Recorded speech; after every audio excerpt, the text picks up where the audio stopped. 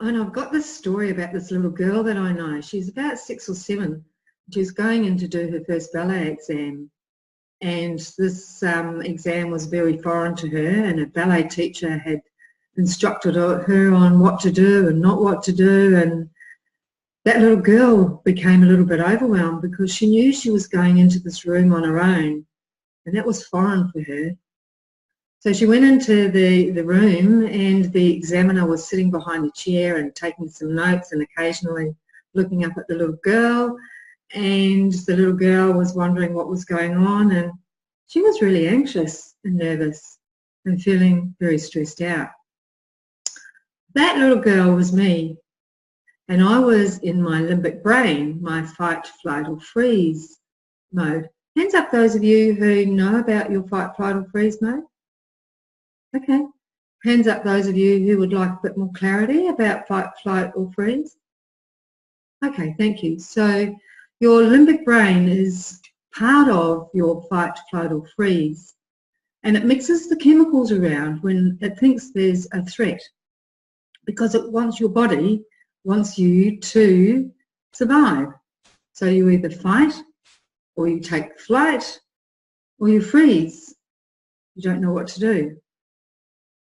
And your body prepares you for that, pumping chemicals around known as cortisol. So it pumps blood into your muscles so that you can run, adrenaline. And it takes everything away from your logical mind and your clarity, because you're not going to be wanting to solve too many problems and taking up some advice when you're in fight, flight or freeze. So that's that limbic brain system. So this little ballet exam was quite a threat. And that little girl, which was me, didn't pass with flying colours, and no wonder. I wasn't being able to think properly, or didn't have any clarity. And some of the moves I forgot to do because I couldn't think, couldn't problem solve very well. So later on in her life, she remembered, her body remembered that memory.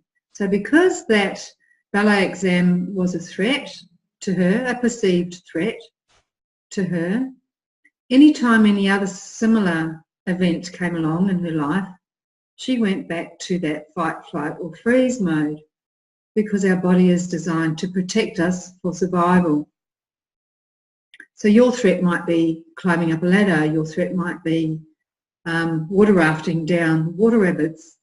For me, the threat was being in the spotlight, being critiqued by other people, and that followed me through with having to go for interviews. When I went to uni, I had to present in front of people, and being in the spotlight with those presentations was a real threat. And I just had the racing heart, the anxiety, the stress, all of that going on. Actually, I missed out on doing a few things because I had to do an interview, and having an interview was a threat to me. So I bypassed some things that I probably should have taken the opportunity of doing. But these days I am taking opportunities because I have learnt emotional freedom techniques, which is called tapping. And tapping works on your meridian system, which is your energy system.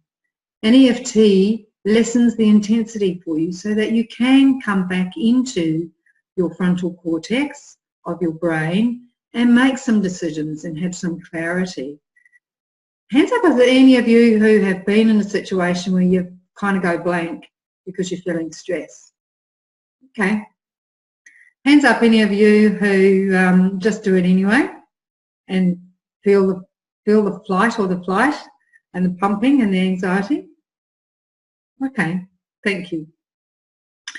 So for me, being an advanced EFT practitioner, I have been able to work on my memories that have caused me to believe that it's a perceived threat.